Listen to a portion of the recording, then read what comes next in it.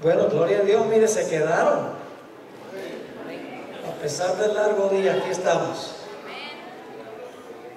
Antes de tener nuestra oración para pedir la bendición de Dios en nuestro tema final, quiero mencionarles que después del culto de esta noche, tendremos una mesa afuera con material disponible traído de todas las series que tengo en español, más libros, sílabos, material muy útil para el estudio de la palabra.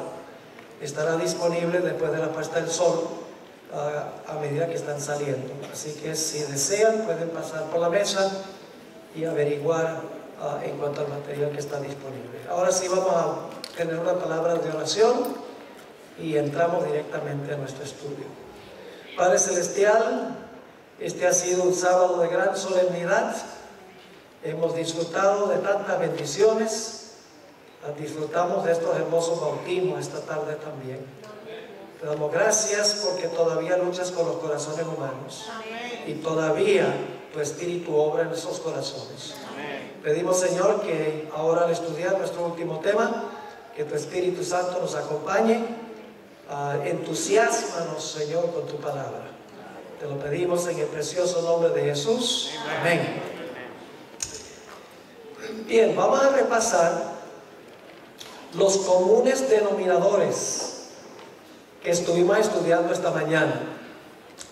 En todos estos retratos que trazamos y que estamos por trazar sobre el tiempo de angustia, hay 6 comunes denominadores. Número 1, siempre hay un ¿qué? Lo que estuvieron esta mañana. Un remanente fiel. Segundo, ¿cuál es el segundo punto? El remanente siempre tiene enemigos. Muy bien, enemigos. En tercer lugar, porque los enemigos quieren destruir al pueblo de Dios, para el pueblo de Dios viene un tiempo de angustia. Muy bien. Y la fe del pueblo de Dios es severamente probada. Ese es el punto número 4. Dios no los libra inmediatamente. Dios demora en librarlos. Y finalmente, después de la demora, Dios finalmente interviene y libra a su pueblo.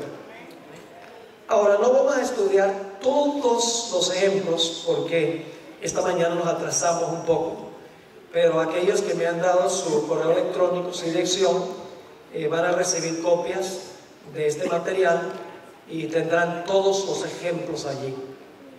Vamos a buscar en nuestra Biblia una parábola de Jesús.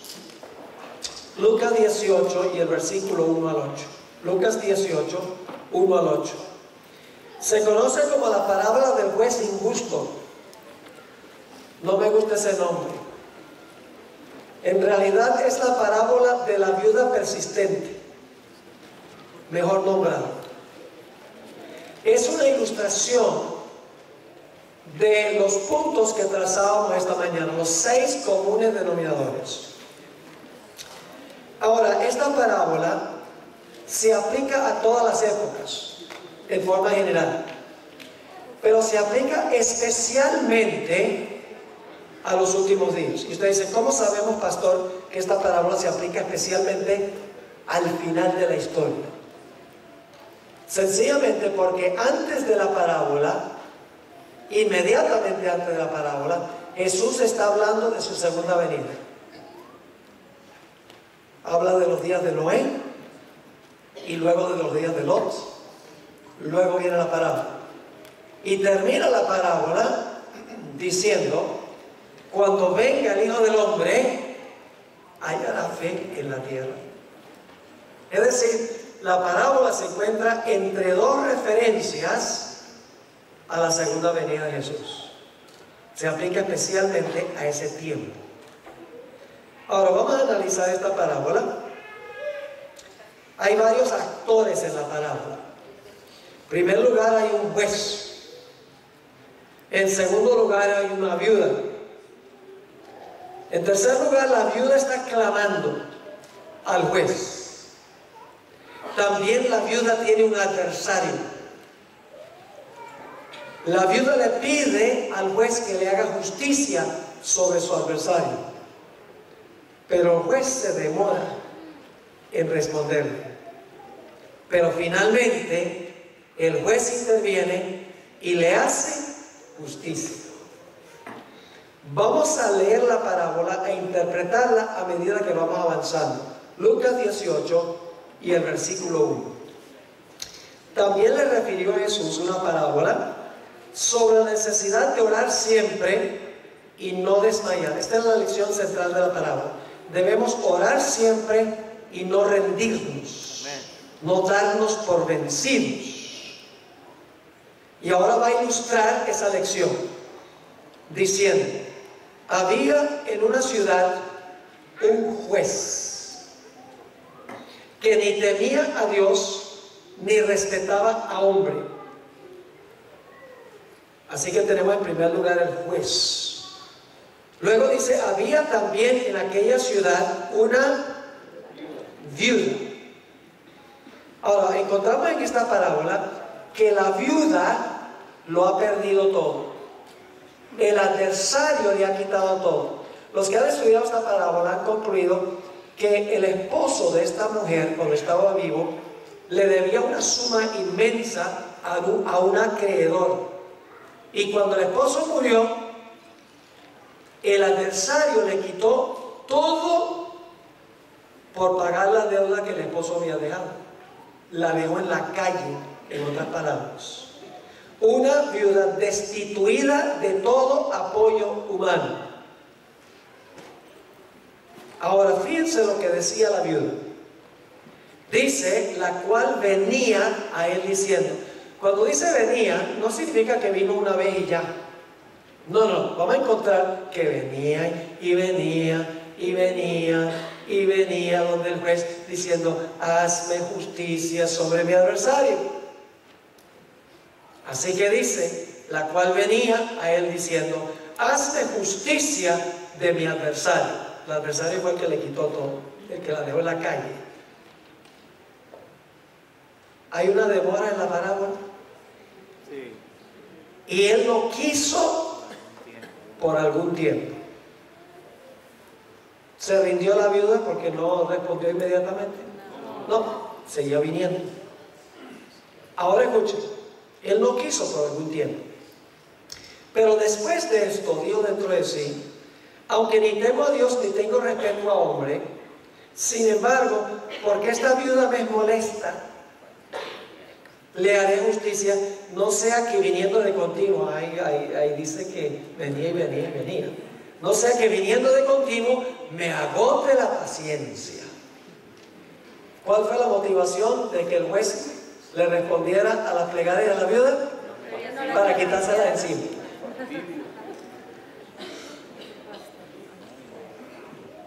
Pero finalmente le hizo ¿qué? Le hizo justicia. Por la razón equivocada, pero después de la demora le hizo justicia. Ahora, ¿qué representa esta parábola? Cada personaje de la parábola simboliza a alguien. ¿A quién representa el juez? A Dios. ¿A quién representa la viuda? Los escogidos al final de la historia. Lo vamos a ver en un momento. Yo pregunto, ¿qué representa una mujer simbólicamente? La iglesia. ¿Una mujer pura es una iglesia qué? Pura. ¿Una mujer ramera es una iglesia que se ha prostituido? ¿Qué representa una mujer viuda? Representa una iglesia que lo ha perdido todo. No, apostató. Ha perdido todo apoyo humano. No tiene dónde caerse muerta. Yo pregunto, ¿eso va a pasar con el pueblo de Dios al final de la historia? Los fieles en la iglesia van a perder todo apoyo humano, casas, carros, dinero en el banco, la libertad, todo lo va a perder. Son representados por la viuda. Ya lo vamos a ver. ¿Quién es el adversario al que le quita todo al pueblo de Dios? Satanás. La palabra adversario aquí no es una palabra muy común en el Nuevo Testamento, es la palabra antidicon. Se usa solo 3 veces en el Nuevo Testamento. Hay otro versículo que usa la misma palabra, donde dice: vuestro adversario, el diablo, anda cual león rugiente buscando a quien devorar. ¿A quién representa el adversario? ¿Quién le va a quitar todo el pueblo de Dios? Satanás. ¿Y qué va a hacer el pueblo de Dios? El pueblo de Dios va a decir: ah, no, Dios me abandonó, ni para qué le sirvo. No. El pueblo de Dios, a pesar de que no tiene nada, el adversario le ha quitado todo, sigue viniendo y viniendo y viniendo en oración a Dios, como Jacob. Y finalmente, ¿qué va a decir Dios? ¿Va a haber una demora? ¿Dios va a responder inmediatamente? No, no, no, va a haber una demora.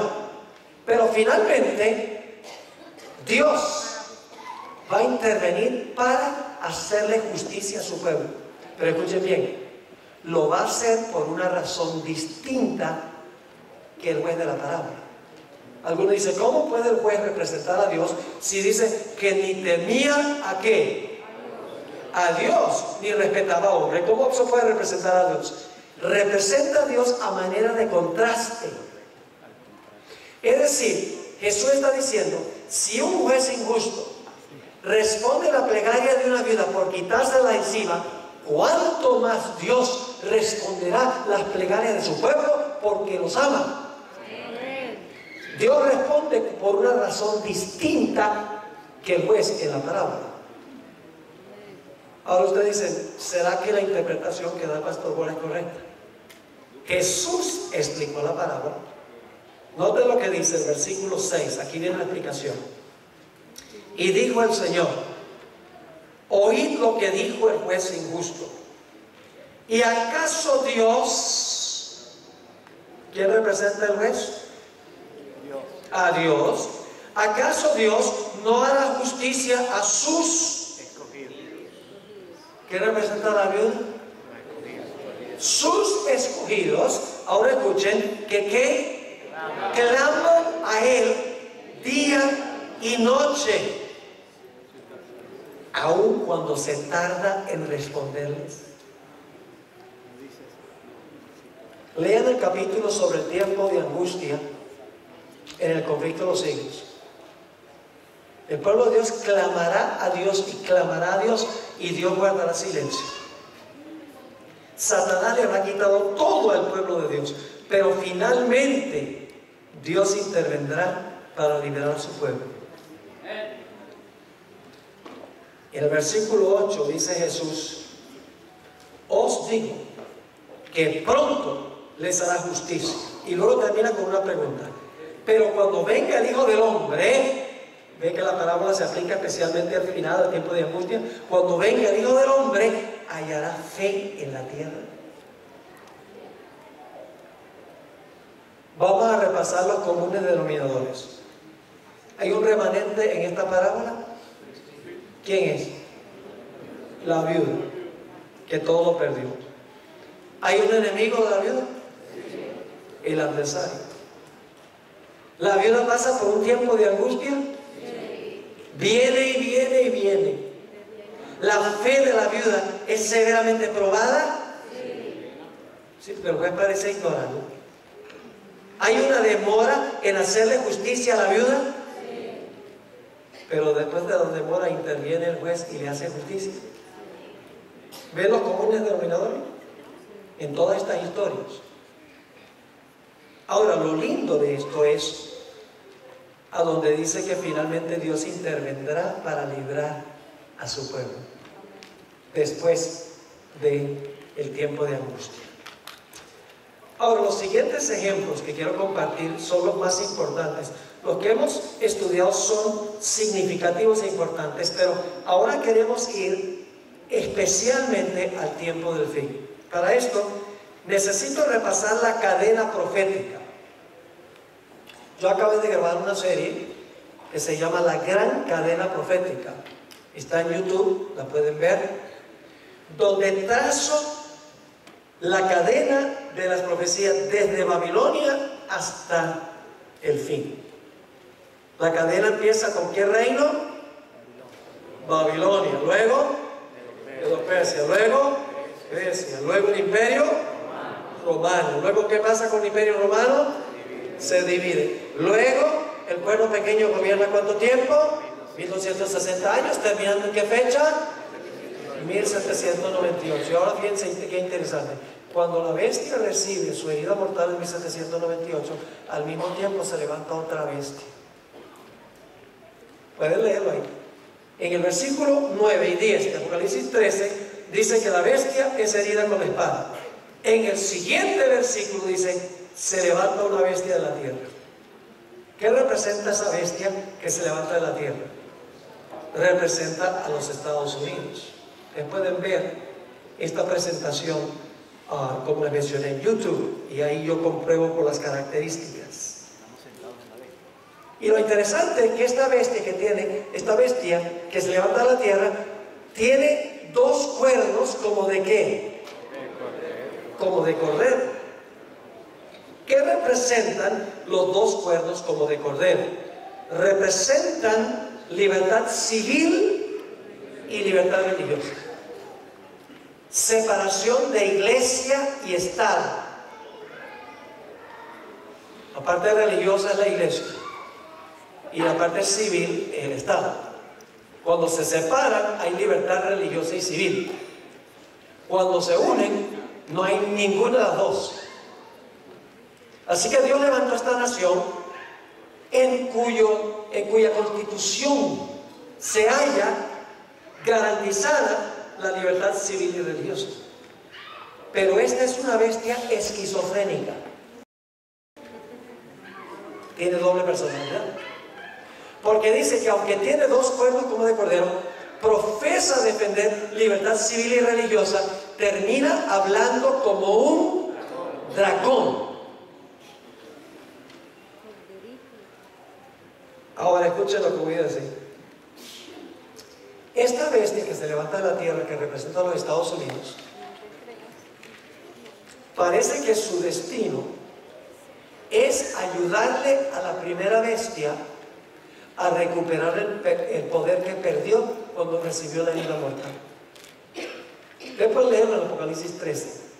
A pesar de que tiene estos dos cuernos, libertad civil y religiosa, la descripción que se da es que esta bestia de la tierra va a repudiar lo que representan los dos cuernos y va a hablar como un dragón. Es decir, le va a devolver el poder a la primera bestia, al poder papal. Y ustedes dicen, ¿dónde dice eso? Solo resumo. Si ustedes leen Apocalipsis 13, 11 al 18, dicen que esta bestia de la tierra ejerce toda la autoridad de la primera bestia. Dice que todo lo que hace, lo hace en presencia de la primera bestia. Dice que manda a todos a adorar a la primera bestia. Hace una imagen de la primera bestia. Impone la marca de la primera bestia. Es decir, lo que va a hacer esta nación, los Estados Unidos, es que le va a devolver al papado el poder que perdió cuando recibió la herida mortal. Y va a repudiar lo que representan los dos cuernos como de cordero y va a hablar como un dragón. Ahora quiero compartir con ustedes que cuando se fundó los Estados Unidos, se fundó a base de estos dos grandes principios: libertad civil y religiosa. Está en la Constitución de los Estados Unidos, en la primera enmienda a la Constitución, están los dos cuernos como de cordero. La primera enmienda a la Constitución de los Estados Unidos tiene dos cláusulas. La primera cláusula se conoce como la cláusula del establecimiento. La segunda cláusula se conoce como la cláusula de la libre práctica. Y la tercera cláusula garantiza derechos civiles. Ahora yo les voy a leer la primera enmienda a la Constitución de los Estados Unidos. Y ustedes van a ver en un momento por qué les estoy dando este trasfondo. porque vamos a ver los mismos comunes denominadores. Así reza la primera enmienda de la Constitución de los Estados Unidos. El Congreso no hará ninguna ley con respecto al establecimiento de religión. Esa es la primera cláusula. ¿Qué quiere decir? Que ¿quién redacta las leyes en un país? El Congreso. En un país que tiene un sistema representativo, el Congreso es el que redacta las leyes.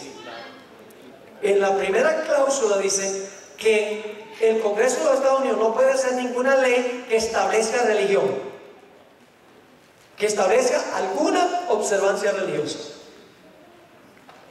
La segunda cláusula dice: el Congreso no hará ninguna ley que prohíba la libre práctica de la religión. Es decir, la primera enmienda, las dos cláusulas, la primera prohíbe que el Congreso haga leyes que establezcan alguna observancia religiosa, y la segunda cláusula le prohíbe al Congreso que haga una ley que prohíba que la gente practique su religión. Les voy a dar una ilustración para que puedan entender la diferencia. Nosotros los adventistas creemos que el Congreso de los Estados Unidos algún día va a redactar una ley dominical y va a mandar que todos guarden el domingo como día de reposo. Yo pregunto, ¿sería esa una violación de la Constitución de los Estados Unidos? Sí. Un bebé entendería eso, porque es establecer una observancia religiosa que lo prohíbe la primera cláusula de la primera enmienda. Pero no solamente va a hacer una ley dominical que obligue a guardar el domingo, sino que va a terminar haciendo una ley que prohíba que usted guarde el sábado. La libre práctica, establecer el domingo es establecer religión. Una ley antisabática es prohibir que usted practique su religión. La primera enmienda le prohíbe al Congreso que haga una ley dominical y una ley antisabática. Y usted dice, entonces, ¿cómo va a ser? Bueno, yo pregunto, ¿en qué se parece un cordero a un dragón? Es la bestia con dos cuernos como de cordero, que profesa apoyar libertad civil y religiosa, que va a repudiar eso hablando como un dragón. Va a contradecir su profesión. ¿Están entendiendo? Ahora, en el libro de Daniel tenemos, dicho sea de paso, antes de ir al libro de Daniel, la tercera cláusula de la primera enmienda garantiza libertades civiles. Las primeras dos cláusulas, libertad religiosa. El Congreso no puede hacer una ley que establezca religión, ni puede hacer una ley que prohíba que la gente practique su religión. La tercera cláusula de la primera enmienda garantiza libertades civiles. Se lo voy a leer. El Congreso no hará ninguna ley que coarte la libertad de expresión. La libertad de expresión es un derecho civil. Ni la libertad de prensa, de la prensa, una libertad civil. O el derecho que tiene el pueblo de reunirse pacíficamente, es un derecho civil. Y de pedirle al gobierno que se les haga justicia. ¿Usted tiene derecho de pedirle al gobierno que le haga justicia? ¿Cómo no? Pero ahora escuchen lo que va a pasar. Cuando se haga la ley dominical y una ley antisabática, ¿habrá para el pueblo de Dios libertad de expresión? ¿Cómo pueden hacer la ley sin cambiar la Constitución? Es que no van a cambiar la Constitución, lo que van a hacer es violarla. Porque mientras tiene los dos cuernos, habla como dragón. No se quiebran los cuernos para luego hablar como dragón. Todavía tiene los dos cuernos, pero habla como dragón. Por eso digo, una bestia esquizofrénica. Yo pregunto, cuando se haga la ley dominical y se prohíbe la observancia del sábado, ¿la gente, el pueblo de Dios va a poder reunirse libremente el sábado? ¿Va a poder pedirle al gobierno que les haga justicia? No. Cuando se violan las cláusulas religiosas, automáticamente usted pierde su libertad civil. Por eso los fundadores de los Estados Unidos sabían lo que estaban haciendo. Ellos sabían que durante el periodo papal, el papado usaba los poderes civiles para imponer su religión, y el que no la seguía, quemaba en la hoguera. Y cuando fundaron esta nación, dijeron: en esta nación va a ser diferente. El Estado va a funcionar como el Estado y la iglesia va a funcionar como iglesia. Libertad civil y libertad religiosa. Ahora, en el libro de Daniel tenemos 2 capítulos que ilustran las primeras 2 cláusulas de la primera enmienda. Lo que pasa cuando se violan las primeras 2 cláusulas. ¿Recuerdan cuál es la palabra clave en Daniel, el capítulo 12 y el versículo 1? Que aparece solo en 3 lugares de Daniel. Pasar aquel tiempo será libertado tu pueblo, todo el que se haya escrito en el libro. Yo pregunto: ¿quién libró a Jacob del aire de su hermano? ¿Quién? Dios. ¿Alguna respuesta más específica? El ángel Miguel. ¿Qué dice Daniel 12:1? ¿Quién va a librar al pueblo de Dios? Miguel, el arcángel. Recuerden eso. Ahora vamos al primer ejemplo. En Daniel solo se usa la palabra liberar 3 lugares en Daniel. Daniel 3, Daniel 6 y Daniel 12:1. Debe haber una relación. Daniel 3 ilustra lo que sucede cuando se viola la primera cláusula de la primera enmienda de la Constitución. Porque Nabucodonosor estableció una observancia religiosa. ¿Qué hizo? Levantó una imagen, ¿verdad? Y dijo: todo el mundo, él es el poder civil, pero está imponiendo religión. Dice: todos me adoran esa imagen. Y yo pregunto: el que desobedecía la ley religiosa por el poder civil, ¿iba a perder sus derechos civiles? ¿Cuál es el más grande derecho civil que tenemos? La vida. El derecho a la vida. Así que vamos a anotar esta historia. Daniel 3. Usted conoce la historia. Nabucodonosor levanta esta imagen. 3 jóvenes dicen: nosotros no vamos a adorar la imagen, vamos a desobedecer lo que dice el gobierno. Yo pregunto: ¿cuándo tenemos derecho a desobedecer al gobierno? Cuando el gobierno va en contra de nuestros derechos de religión. Ahí podemos practicar desobediencia civil. Pero fuera de eso, debemos ser ciudadanos ejemplares, incluyendo pagando todos nuestros impuestos. Porque si usted le da a Dios lo que es de Dios, pero no le da a César, está desobedeciendo a Jesús. Jesús dice: dad pues a César lo que es de César.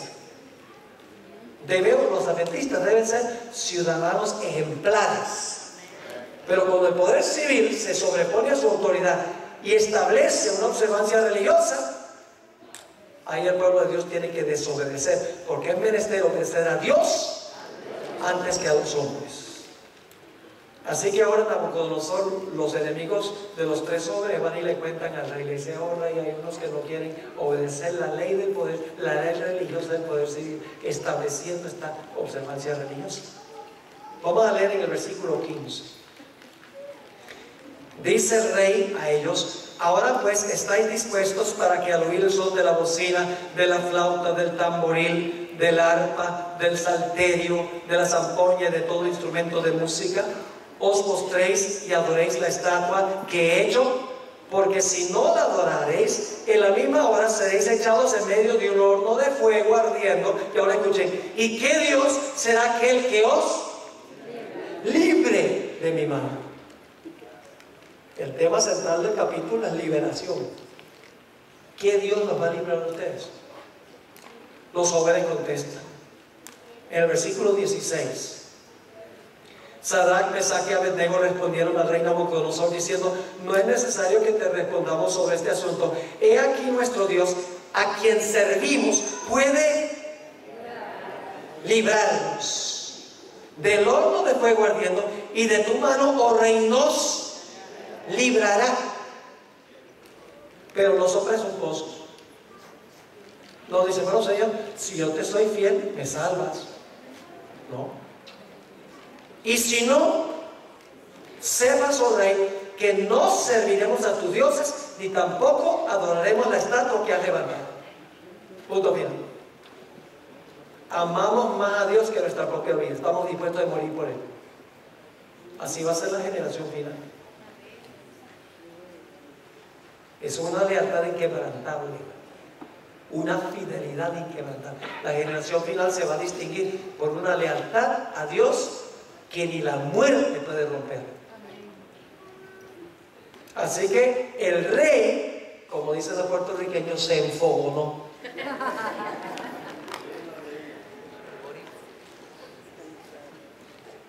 No, el rey no era boricua.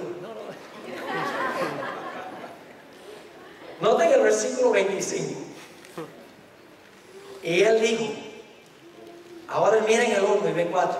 Dice, he aquí, yo veo 4 varones sueltos que se pasean en medio del fuego sin sufrir ningún daño, y el aspecto del cuerpo es semejante, las versiones dicen, al hijo de los dioses. Mala traducción. Es al hijo de Dios.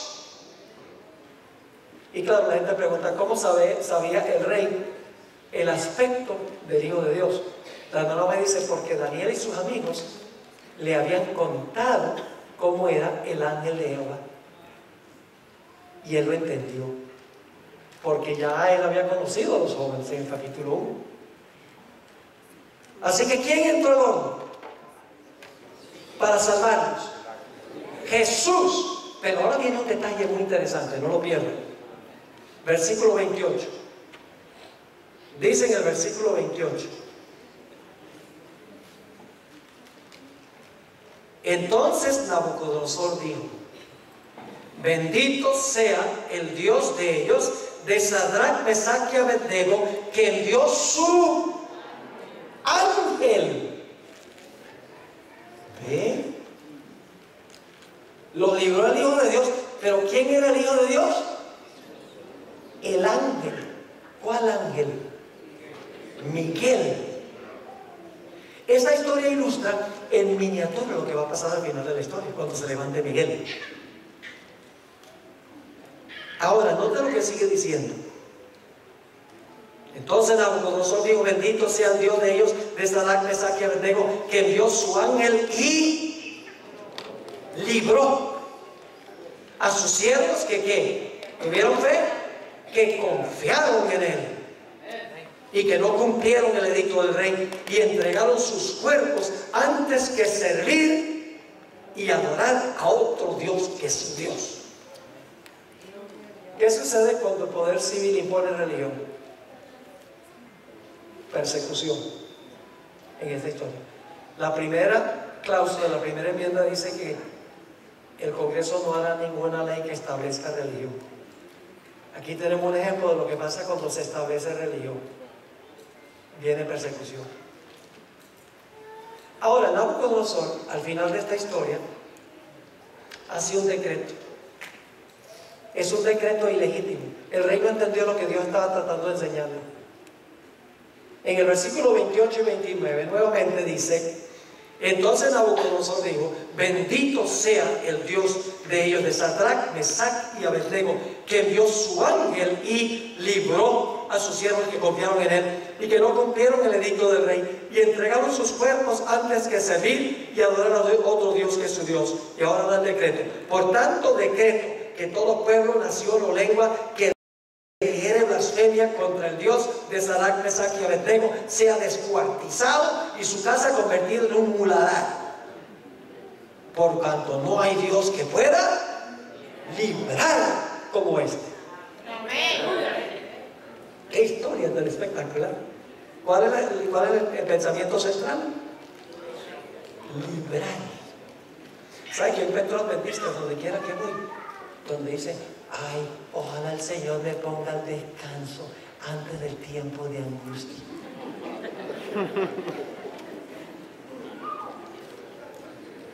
Eso es medio egoísta. Ay, no, yo no voy a poder resistir ese tiempo. Así que, Señor, ponme a descansar primero. ¿Usted se imagina lo que será el privilegio de vindicar la verdad de Dios en medio del peor periodo de la historia del mundo? Pararse por Dios, aun cuando se trate de entregar la vida por el Señor. Testimonio poderoso. No hay Dios que pueda librar como este. Claro, el rey no entendió que el poder civil no podía tampoco mandar a todos a adorar al Dios verdadero. El poder civil no le puede decir a la gente que adore a un Dios falso, ni que adore a uno verdadero, porque el poder civil no está para establecer religión. Era ilegítimo que el rey diga: si alguien blasfema al Dios de Israel, lo vamos a cortar en pedacitos y le vamos a demoler la casa. Ilegítimo. Ahora quiero que notemos la segunda historia. Vaya, dicho sea de paso, ¿están todos los comunes denominadores en esta historia? Sí. ¿Hay un remanente fiel? ¿Tienen enemigos? ¿Pasan por un tiempo de angustia? ¿Su fe severamente probada? ¿Dios se demoró en librarlos? Permitió que pasaran por el horno, pero después de la demora, Dios los libró. Ven, todos estos cuadros del tiempo de angustia son paralelos. Ahora, hay otra historia en Daniel que ilustra lo que sucede cuando el poder civil prohíbe que usted practique su religión. La historia de Daniel 6, la segunda cláusula de la primera enmienda. Vamos a Daniel 6 y el versículo 5. Daniel tenía enemigos. No le gustaba Daniel porque era un hombre recto, un hombre leal, fiel al rey. Así que ellos preparan una trama. Dice en el versículo 5: entonces dijeron aquellos hombres: no hallaremos contra este Daniel ocasión alguna para acusarle, si no la hallamos contra él en relación con ¿qué? Con la ley de su Dios. ¿Cuál es el punto de contención? La ley. Y vamos a encontrar que también la adoración.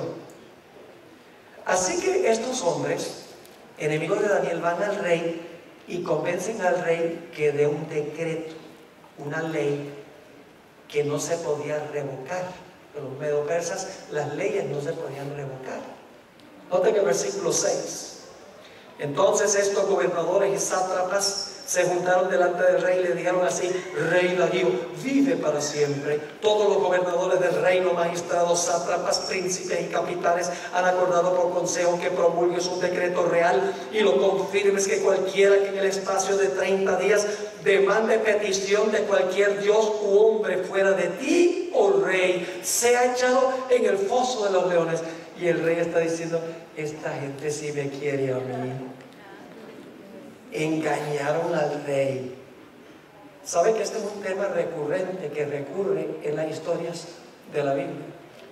Yo pregunto, en los días de Esther, ese es nuestro próximo ejemplo. Los días de Esther, Amán engañó al rey. Al final de la historia, ¿el papado va a engañar a los reyes de la tierra? ¿Qué pasó cuando el rey descubrió que lo estaban engañando? Donde antes dio el decreto contra Daniel, ahora mandó a matar a todos los que lo engañaron. ¿Qué pasó en los días de Esther? ¿Qué pasó con los que prepararon la trama? El rey se enfogonó con ellos y los acabó. Y en Apocalipsis dice que los reyes que fornicaron con la ramera aborrecerán a la ramera y la harán desolada, desnuda. Y dice: la quemarán con fuego y comerán sus carnes. Una forma de decir que van a estar bien bravos con ella, porque fornicaron con ella. Hoy en día los gobernantes del mundo, en las Naciones Unidas, 193 naciones, cuando vino el Papa en septiembre, y cuando dio su discurso sobre el cambio climático y la pobreza, óigame, por varios minutos todos los gobernantes del mundo se levantaron y le dieron un rotundo aplauso. Dice: este hombre es maravilloso, qué sistema maravilloso, pero no se dan cuenta que los está engañando. Y cuando se despierten, ay, ay, ay, Apocalipsis dice que aborrecerán a la ramera. Así que el rey dice, bueno, estos me quieren mucho. ¿Y qué hace?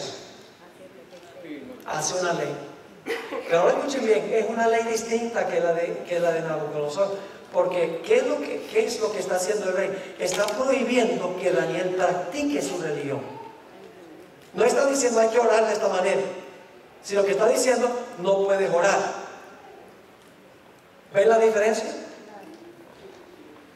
Y entonces Daniel oye que se dio un decreto y que él ahora no puede practicar su religión por edicto del poder civil. ¿Y qué hace Daniel? Daniel dice, bueno, yo me voy a mi casa, a mi cuarto.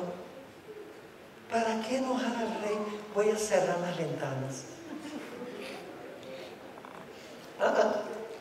No fue políticamente correcto. Dice en el versículo 10, cuando Daniel supo que el edicto había sido firmado, entró a su casa y abiertas las ventanas de su cámara que daban hacia Jerusalén, se arrodillaba. Tiene que ver con la adoración esto también. Se arrodillaba 3 veces al día y oraba y daba gracias delante de su Dios, como lo solía hacer antes. ¿Desobedeció la ley? ¿Desobedeció la ley del poder civil? ¿Tenía derecho a hacerlo? Sí, porque la ley civil estaba prohibiendo que él practicara su religión, que es la segunda cláusula de la primera enmienda, ilustrada.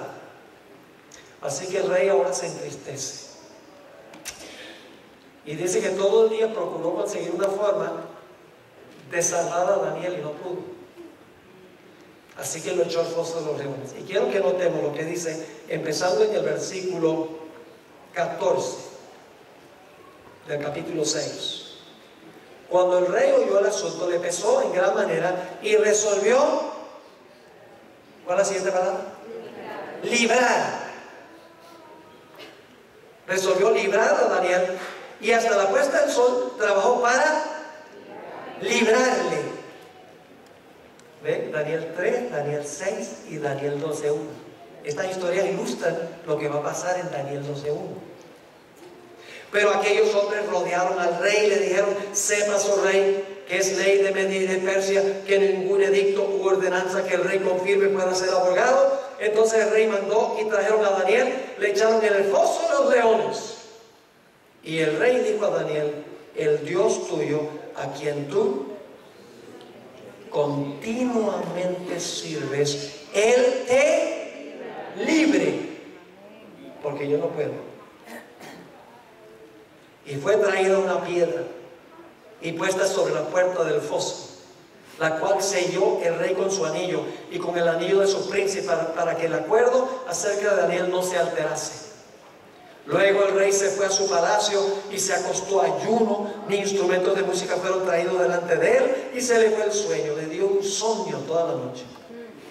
El rey pues se levantó muy de mañana y fue apresuradamente al foso de los leones, y acercándose al foso llamó a voces a Daniel con voz triste y le dijo, Daniel, siervo del Dios viviente, el Dios tuyo, a quien tú continuamente sirves, te ha podido librar de los leones. Entonces Daniel respondió al rey, oh rey, vive para siempre, mi Dios, el Dios suyo.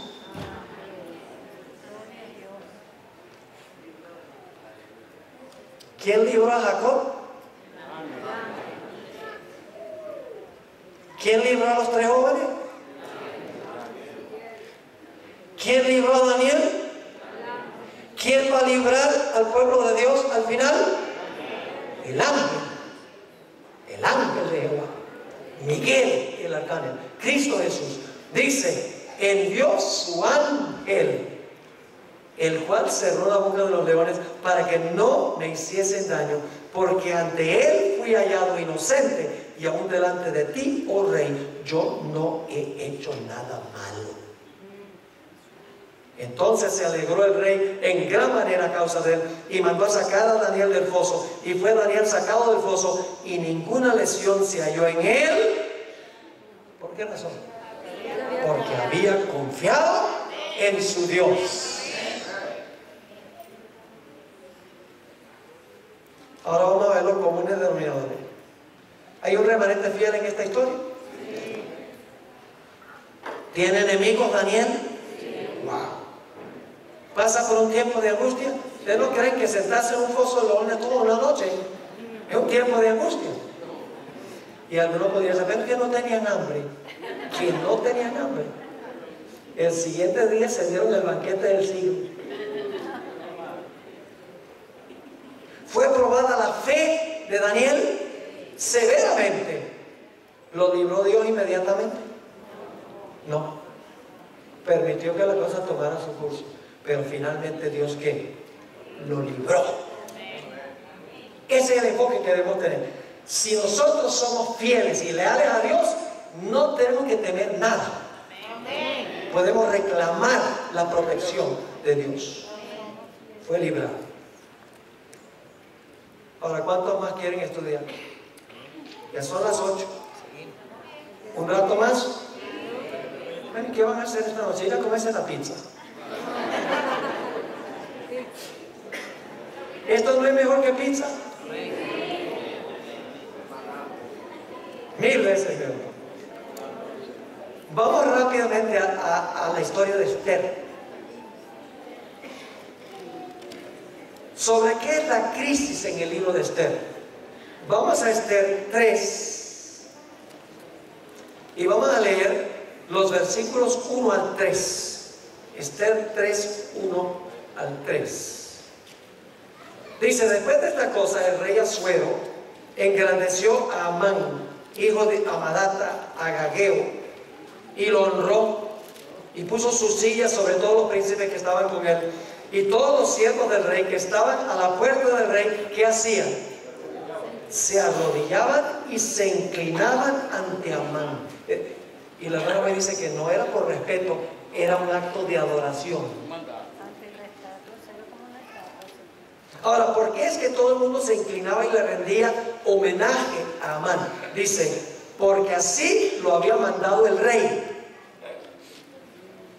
¿Ese mandato del rey fue legítimo de que todo el mundo adorara a Amán? No, porque el poder civil no puede imponer una ley de adoración. Eso es establecer religión. Dice, pero Mardoqueo ni se arrodillaba ni se humillaba. Y los siervos del rey que estaban a la puerta preguntaron a Mardoqueo: ¿por qué traspasas el mandamiento del rey? Este es un conflicto entre la ley de Dios y la ley del hombre. Ese va a ser el conflicto final entre la ley de Dios y las leyes de los poderes civiles. ¿Cómo no? Dice la sierva del Señor, en Testimonio para la Iglesia, tomo 5, página 425, dice: el edicto persa brotó de la malicia de Amán hacia Mardoqueo, no porque Mardoqueo le hubiese hecho daño, sino porque se negaba a mostrarle la reverencia que pertenece solamente a Dios. Es decir, que inclinarse era un acto de reverencia, no era solo así como hacen los japoneses, una señal de respeto. Así que Amán dice: yo voy a ir al rey y le voy a pedir al rey que dé un decreto contra esta gente, pero no le voy a decir quiénes son, porque sabía que la reina era judía. Así que dice en el capítulo 3 y el versículo 8 y 9, Amán va ante el rey y dice, y dijo Amán al rey Asuero: hay un pueblo esparcido y distribuido entre los pueblos en todas las provincias de tu reino. Y luego, ¿qué dice? ¿Sus qué? Sus leyes son diferentes a las de todo pueblo y no guardan las leyes del rey. ¿Cuál ley era que estaban desobedeciendo? La ley de adoración que había dado el rey. No obedecen las leyes del rey. Y al rey nada le beneficia dejarlo vivir. Si place al rey, decrete que sean destruidos. Y yo pesaré 10,000 talentos de plata a los que manejan la hacienda para que sean traídos a los tesoros del rey. Un decreto de muerte. Porque no se obedecía la ley de adoración que había dado el rey. Ahora yo pregunto, ¿en esta historia hay un remanente fiel? Mardoqueo. ¿El remanente tiene enemigos? Sí. ¿Pasa el pueblo por un tiempo de angustia? Noten Esther 4, 1 al 3 y van a ver el tiempo de angustia. 4, 1 al 3. Luego que supo Mardoqueo todo lo que se había hecho, rasgó sus vestidos, se vistió de cilicio y de ceniza y se fue por la ciudad clamando con grande y amargo clamor, y vino hasta donde la puerta del rey, pues no era lícito pasar adentro de la puerta del rey con vestidos de cilicio, y en cada provincia y lugar donde el mandamiento del rey, su decreto llegaba, tenían los judíos gran luto, ayuno, lloro y lamentación. Cilicio y ceniza era la cama de muchos. ¿Pasaron por un tiempo de angustia? Me da la impresión de que sí. Dios se demoró en librarlos. Lean el libro. Tienen que pasar una serie de eventos. Y durante todo ese tiempo hay un decreto de muerte contra los judíos. Pero yo pregunto, al final de la historia, ¿Dios intervino para librar a su pueblo? Permítame leer esta cita de la hermana White. Testimonio para la Iglesia, tomo 5, página 425, dice: el decreto que ha de proclamarse contra el pueblo de Dios será muy similar al que promulgó Asuero contra los judíos en el tiempo de Esther. Es decir, es una historia simbólica del tiempo del fin. Sigue diciendo: el edicto persa brotó de la malicia de Amán hacia Mardoqueo, no porque Mardoqueo le hubiese hecho daño, sino porque se negaba a mostrarle la reverencia que pertenece solamente a Dios. La decisión del rey contra los judíos fue obtenida con falsas declaraciones, por calumnias contra ese pueblo peculiar. Satanás inspiró el plan a fin de desarraigar de la tierra a aquellos que preservaban el conocimiento del verdadero Dios. Pero sus maquinaciones fueron derrotadas por un poder contrario que reina entre los hijos de los hombres. Los ángeles, que son poderosos en fortaleza, fueron comisionados para que protegiesen al pueblo de Dios, y las maquinaciones de sus adversarios recayeron sobre sus propias cabezas. Ahora escuchen esto: el mundo protestante de hoy ve en la pequeña compañía que guarda el sábado un Mardoqueo a la puerta. Su carácter y su conducta, que expresan reverencia por la ley de Dios, son una reprensión constante para los que han desechado el temor de Jehová y están pisoteando su sábado. De alguna manera hay que deshacerse del molesto intruso. La historia de Esther se va a repetir a nivel global. Ahora, el mejor ejemplo de todos de estos comunes denominadores está en la experiencia de Jesús. El remanente sería ¿quién? Jesús. Estamos hablando ahora al final de su vida. Al final de su vida tuvo enemigos Jesús que querían acabar con él. Mejor dicho, Satanás, Judas, Herodes, Pilato, los dirigentes judíos, el Sanedrín, se reunieron todos los enemigos contra Jesús. Yo pregunto, ¿el Señor Jesucristo pasó por un tiempo de angustia? Wow. En el Getsemaní y en la cruz. Dice en Mateo 26, 37, que cuando Jesús llegó al huerto, comenzó a entristecerse y a angustiarse en gran manera.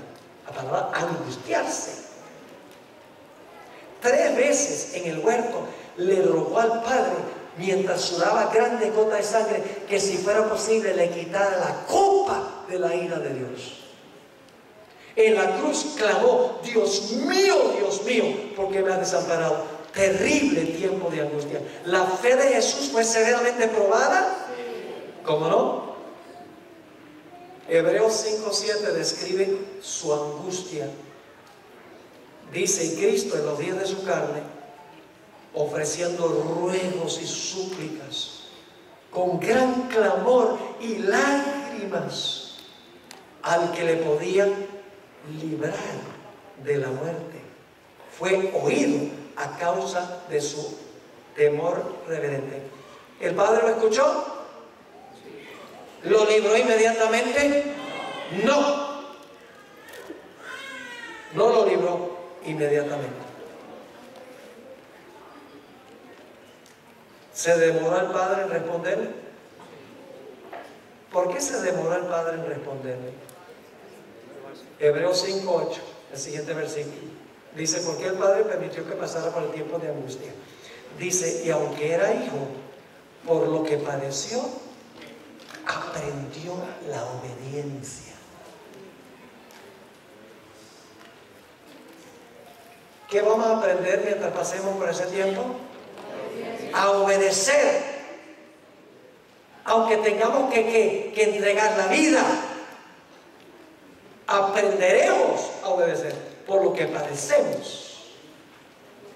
Ahora, lo interesante es que Jesús no fue librado inmediatamente, porque murió. Y se sintió desamparado cuando murió, porque lo último que dijo en la cruz fue: Dios mío, ¿por qué me has desamparado? Padre, en tus manos encomiendo mi espíritu. Parece que el padre no le contestó. Se sintió desamparado. Dios lo libró. Ahora escuchen esta cita de la hermana White. No se encuentra en español, está en una revista para los jóvenes que se llama Youth Instructor, mayo 2, 1901. Dice la sierva del Señor: aquel que murió por los pecados del mundo debía permanecer en la tumba por el tiempo establecido. Estaba como prisionero de la justicia divina en esa prisión pedregosa y era responsable ante el juez del universo. ¿Eso era qué? Prisionero de la justicia divina, porque estaba llevando los pecados del mundo. Era responsable ante su Padre, ante el juez del universo. Y luego dice, estaba llevando sobre sí los pecados del mundo y solo su Padre lo podía soltar. Y yo sé que algunos están pensando, pero la Biblia dice que Jesús mismo se resucitó. ¿Cómo así que el Padre solo lo podía soltar? Lo que pasa es que la gente no lee la última frase de los versículos que están pensando. Vamos a Juan 10, 17 y 18. Juan 10, 17 y 18. Un texto que ha sido mal comprendido. Pero la gente dice, Jesús se resucitó en mí. Al tercer día salió del sepulcro. ¿Pero por qué? Si era prisionero de la justicia divina, ¿quién era el único que lo podía soltar? Su Padre. Lo leímos ya en el Espíritu Profecía. Noten Juan 10, 17 y 18. Jesús dice, por eso me ama el Padre, porque yo pongo mi vida para volverla a tomar. Nadie me la quita, sino que yo de mí mismo la pongo. Tengo poder, esa es una mala traducción.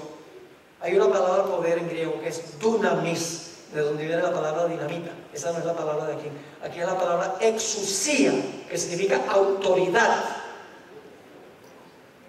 Yo tengo autoridad para ponerla y tengo autoridad para volverla a tomar. ¿Por qué es que Jesús tenía autoridad para ponerla y para volverla a tomar? Aquí está la frase que la gente nunca lee. Este mandamiento recibí de mi Padre. Le voy a explicar lo que pasó. Muy temprano, el primer día de la semana, descendieron dos ángeles del cielo. Lo describe la sierva del Señor. Un ángel quitó la piedra y se sentó encima de la piedra. El otro ángel se paró delante del sepulcro. ¿Cuáles fueron las últimas palabras de Jesús en la cruz? Padre, en tus manos encomiendo mi espíritu. Ahora el Padre lo va a llamar. Y el ángel, con una voz potente que sacudió la tierra, dijo: oh Hijo de Dios, tu Padre te llama. Y Jesús salió del sepulcro por la vida que estaba en él, pero por permiso de su Padre. Salió con la vida que estaba en él, pero el Padre tuvo que soltarlo del sepulcro. Y Jesús salió del sepulcro y dijo: yo soy la resurrección y la vida. El Padre lo libró, aunque se demoró en librar. El mayor ejemplo de lo que va a pasar el pueblo. ¿Y saben algo? Les voy a leer una cita de la hermana White donde dice que nosotros vamos a repetir lo que pasó con Jesús. Escuchen esta cita. Me da piel de gallina cuando yo leo esto. No aparece en español, está en Review and Herald, abril 14, 1896. Nuevamente, todo lo que yo estoy presentando está en el material que los que me den su dirección van a recibir gratis y sin compromiso. Dice la sierva del Señor: las fuerzas de las tinieblas se unirán con agentes humanos. ¿Quiénes son las fuerzas de las tinieblas? Satanás y sus ángeles. Se van a unir con agentes humanos que se han entregado al control de Satanás. Ahora escuchen esta parte. Y se revivirán las mismas escenas que ocurrieron cuando Jesús fue juzgado, rechazado y crucificado. ¿Captaron lo que está diciendo? Luego dice esto: al entregarse a las influencias satánicas, los hombres se transformarán en demonios.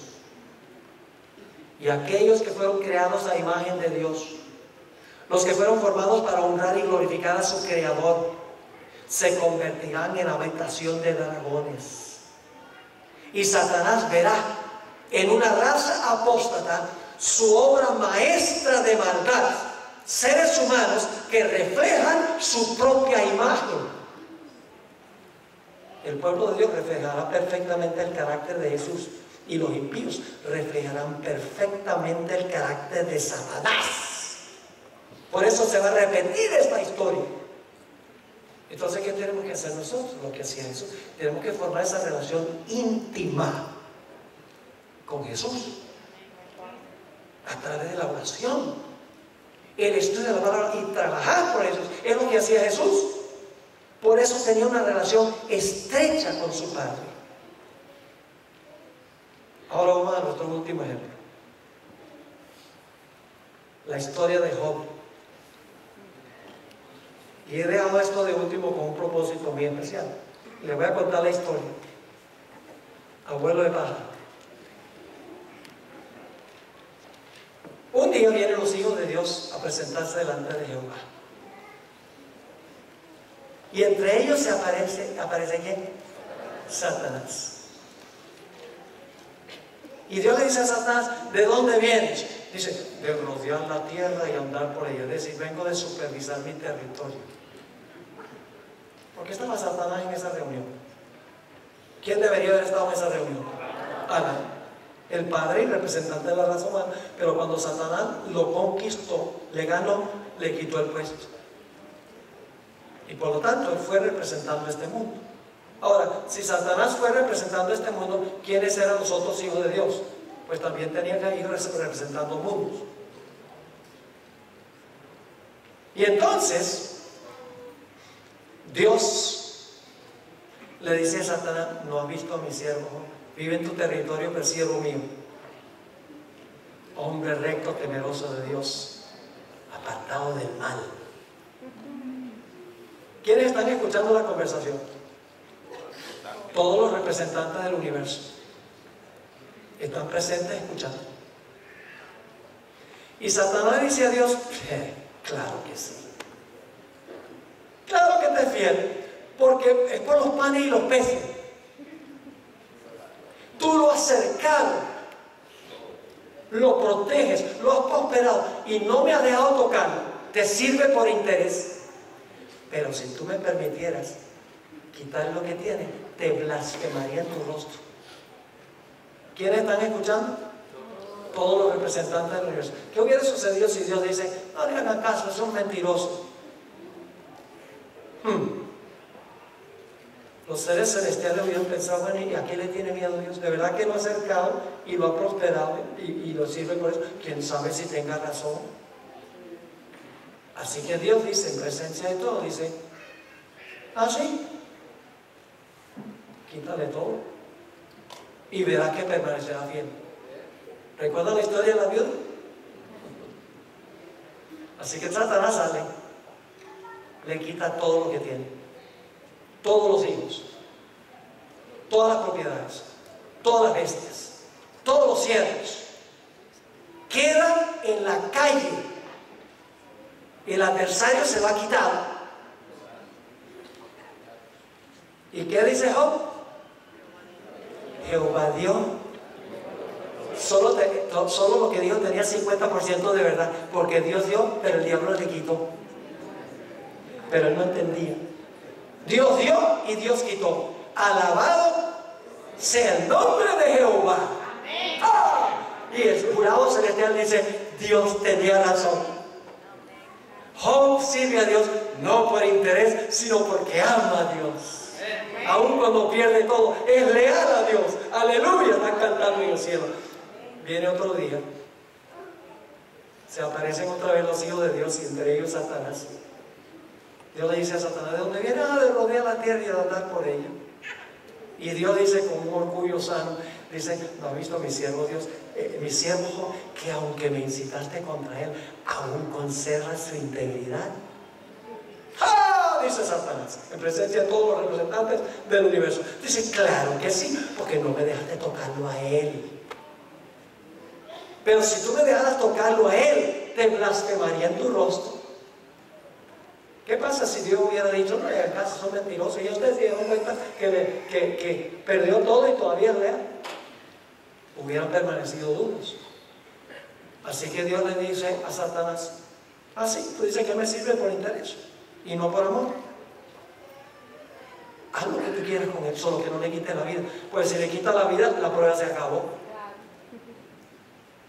Yo pregunto: ¿cuántos de los miembros del pueblo de Dios se van a morir durante el tiempo de angustia? Ni uno. Pero todos lo van a perder los hijos de Dios. Todos lo van a perder, pero no van a morir.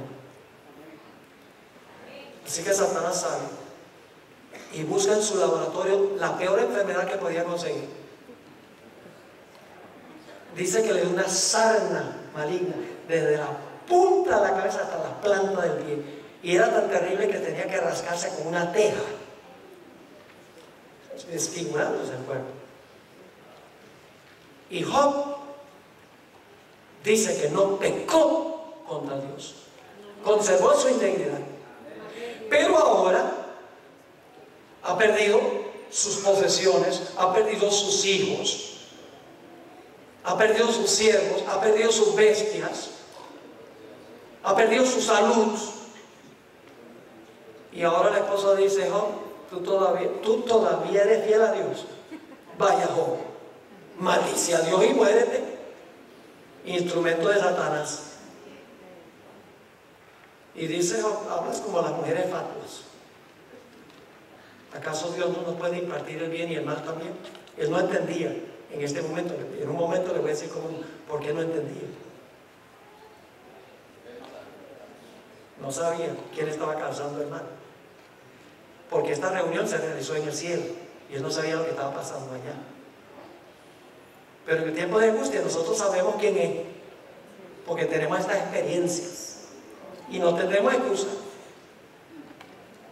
cuando el pueblo de Dios pierde todo. Entonces, ahora vienen los tres amigos de Job para consolarlo.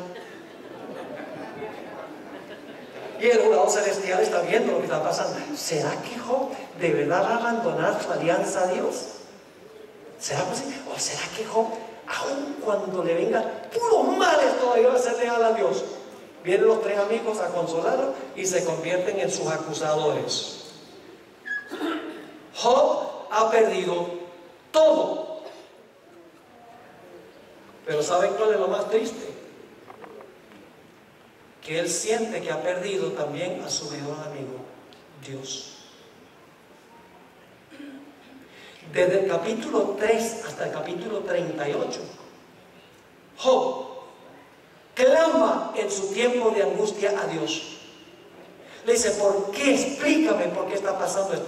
Si yo soy tu hijo, yo era fiel a ti, usaba mis bienes para beneficiar a los necesitados. No entiendo por qué me está pasando. ¿Por qué te has volcado contra mí?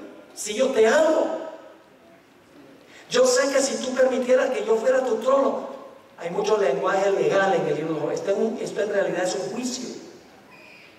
Porque hay testigos, hay un acusador, hay un defensor, hay un acusado. Es decir, es un juicio que se está realizando. Se ilustra lo que pasa en el juicio investigador.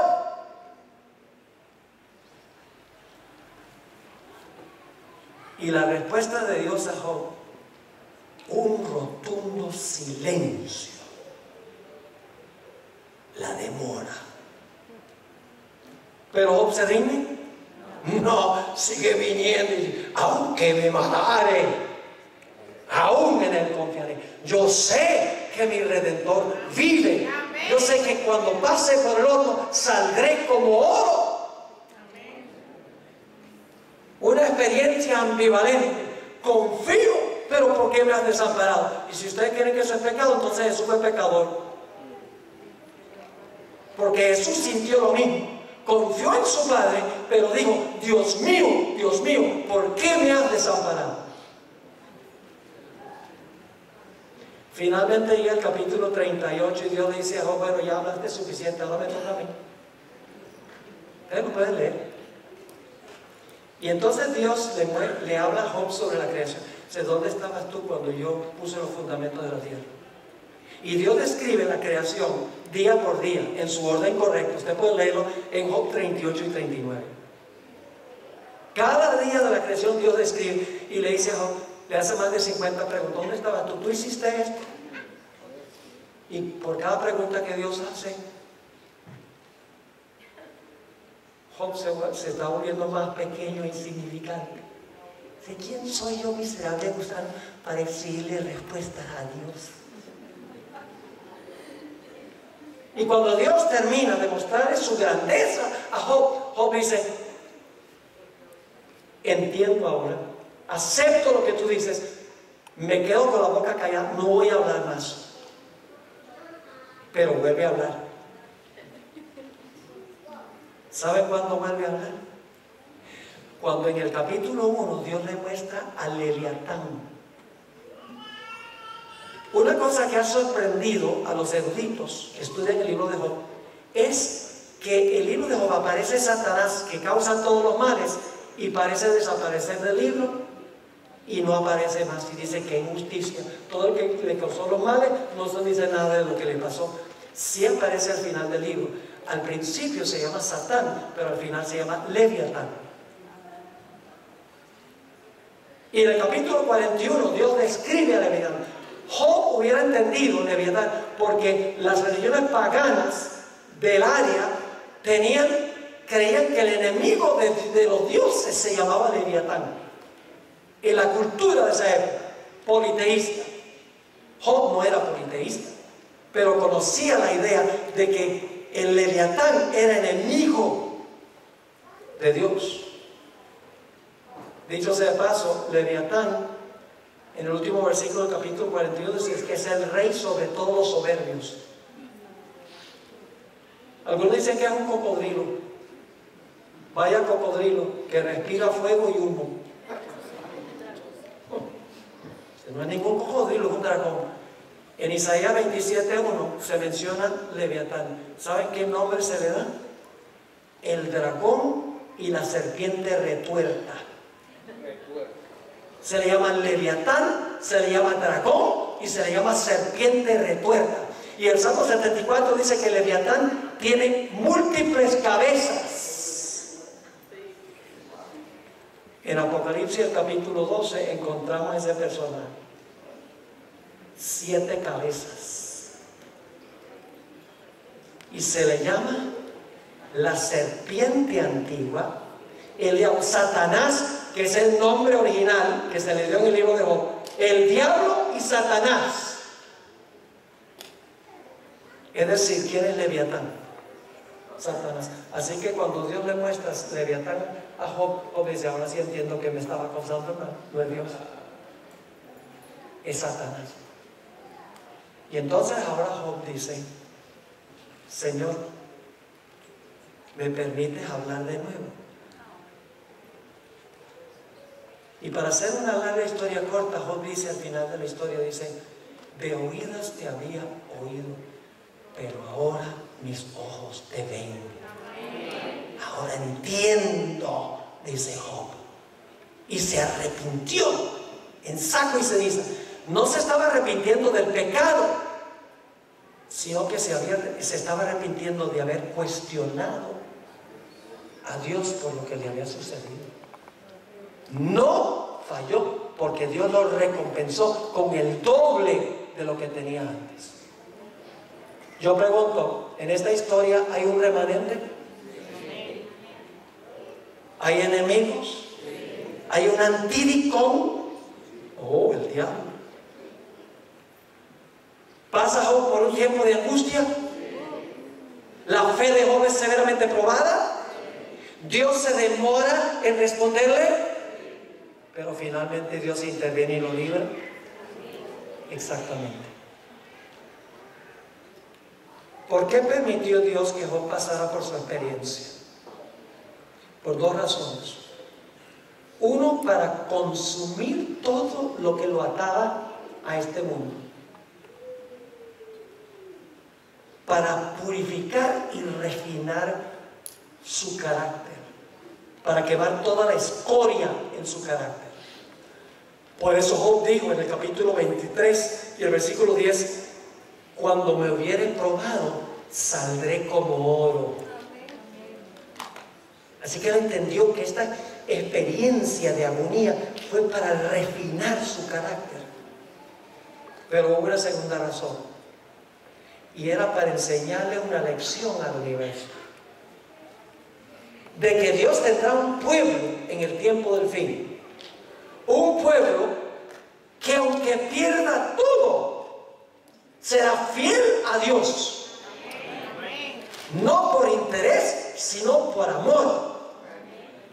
No un individuo, sino toda una generación de santos, la generación final, la generación fiel, que aunque se desplomen los cielos, permanecerán fieles e inconmovibles en su alianza para con Dios.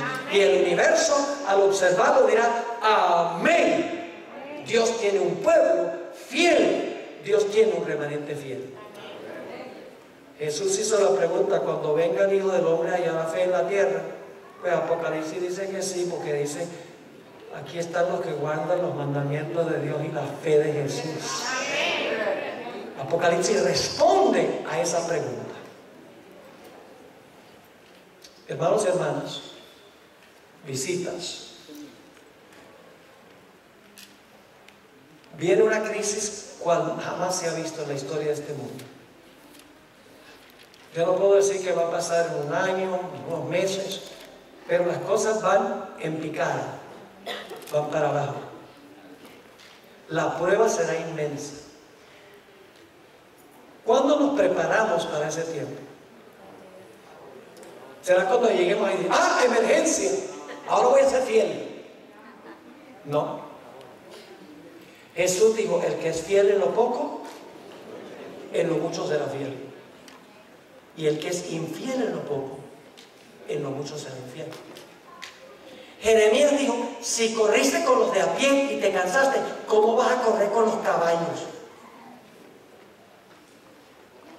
Mis hermanos y hermanas, nosotros tenemos que tomar la decisión de que vamos a ser fieles a Dios en las cosas más insignificantes de la vida.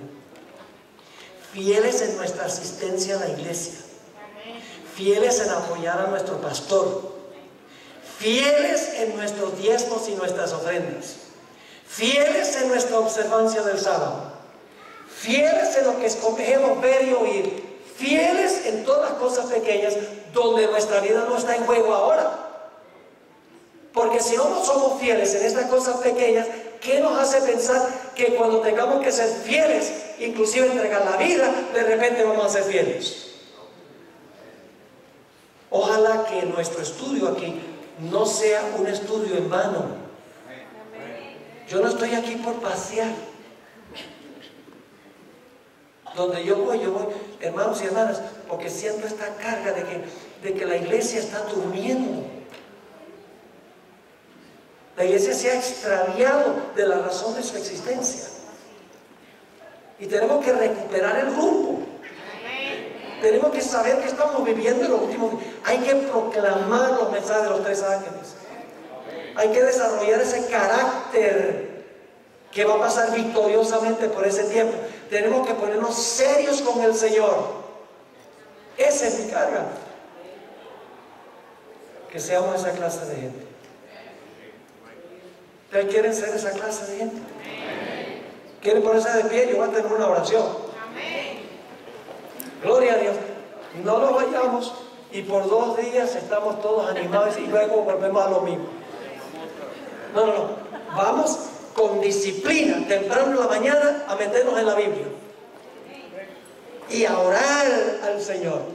Y cuando tengamos la oportunidad, a hablarle a otros sobre el maravilloso Dios que nosotros tenemos. Hagamos eso.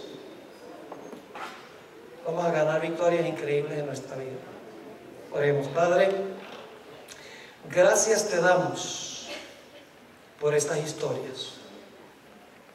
Sabemos que después de la tormenta viene la calma, pero tenemos que pasar por la tormenta. Te doy gracias, Señor, por el privilegio de haber estado aquí y también por el privilegio de hablarle a muchas personas a través del internet. Te ruego, Señor, que tú bendigas a todas las iglesias representadas en este local. Todos los que escuchan por el internet, sean adventistas o no adventistas. Te ruego, Señor, que nos ayudes en este mismo momento a tomar la decisión de que vamos a hacer una entrega sin reservas a Jesús. Aunque nos cueste la vida. Gracias, Padre, por cumplir tu promesa con nosotros. Y gracias por responder nuestra oración, porque te lo imploramos en el precioso e incomparable nombre, el nombre sobre todos los nombres, el nombre de Jesús. Amén. Pueden sentarse, no se